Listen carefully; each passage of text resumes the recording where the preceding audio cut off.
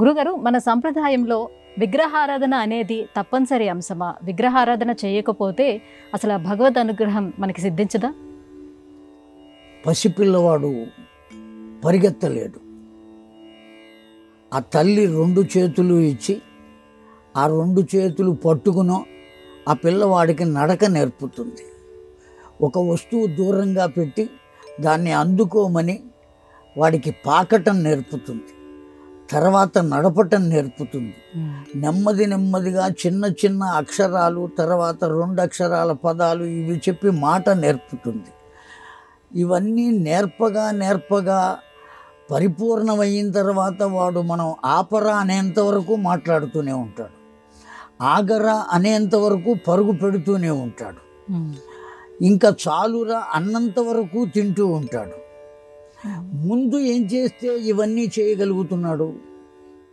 కొద్దిగా వాడికి నేర్పితే అవి చేయగలుగుతున్నాడు.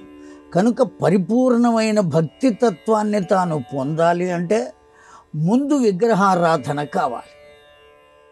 మన మనస్సు ఒక స్థిరమైన స్థితికి నిలబడాలి అంటే సామాన్యమైనటువంటిదా? ఎంత గొప్పవాళ్ళు కూడా పూజ చేసేటప్పుడు ఇవాళ రోజున ఏం మోగుతుంది అంటే ఆ చరవాణి ఏదైతే ఉన్నదో అది మోగుతూ ఉంటుంది. పౌరాణికులంతా దానికి అందమైన పేరు పెట్టారు, కర్ణ పిశాచి అని. అది మోగుతుంది, వెంటనే తీయాలనిపిస్తుంది, తీస్తారు, మాట్లాడతారు. ధర్మం ఏం చెప్పింది, శాస్త్రం ఏం చెప్పింది అంటే ఒకవేళ పూజ జరిగేటప్పుడు మధ్యలో కనుక ఆపవలసి వస్తే మళ్ళీ ఆచమనం చేసి సంకల్పం చెప్పి మళ్ళీ మొదటి నుంచి మొదలు పెట్టాలి పూజ. కానీ అలా చేస్తున్నామా మనం? చేయటంలా. దానివల్ల పూజ పరిపూర్ణం అవుతుందా? అవ్వటం లేదు. కనుక దానివల్ల కలిగేటువంటి ఫలితాన్ని కూడా మనం పొందలేకపోతున్నాం. ఎన్ని పూజలు చేస్తున్నాం, ఎన్ని రోజుల నుంచి చేస్తున్నాం, కానీ నాకేమీ బాగుండలేదు అనేటువంటి ఆలోచనలో వస్తున్నాడు. కానీ ఆ అర్చన ఏ విధంగా చెయ్యాలి అనేటువంటి దాన్ని మాత్రం మనం ఆచరించట్లా. కనుక మన మనస్సు ఎటూ వెళ్లకుండా ఎన్ని చరవాణులు వాటి మోత మోగినప్పటికీ కూడా, ఆ శబ్దం వచ్చినప్పటికీ మన చెవికి కూడా ఆ శబ్దం అందనంత స్థితిలో మన మనస్సుని లగ్నం చేయాలి అంటే ఒక రూపం ఎదురుకుండా మనకు ఉండి తీరాలి. ఎప్పుడైతే ఉంటుందో ఆ రూపాన్ని చూస్తూ మనం చేస్తాం.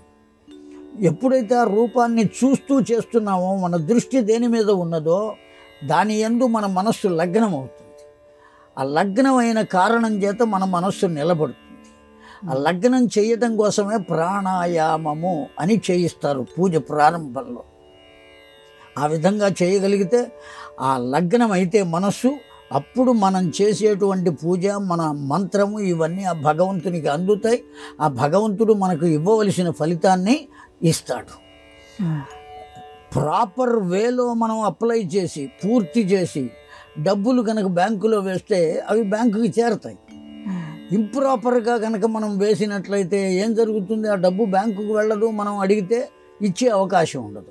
అలాగే మనం చేసేటువంటి అర్చన కూడా ప్రాపర్ వే. అంతేకాక ఈ భక్తి విధానాలు 9 విధానాల్లో అర్చన అనేటువంటిది కూడా ఉన్నది. కనుక అర్చనా విధానం అనేది తప్పనిసరిగా చేయవలసిందే. ఓ విగ్రహం ఉండవలసిందే. మన మనస్సు పరిపూర్ణంగా నిలబడి ఇంకా ఏదీ నాకు అందదు అనేటువంటి మానసిక స్థితి మనకు ఏర్పడేంత వరకు కూడా ఆ రూపాన్ని అక్కడ పెట్టుకుని విగ్రహారాధన చేయవలసినదే. అందులో ఏమాత్రం సందేహం లేదు.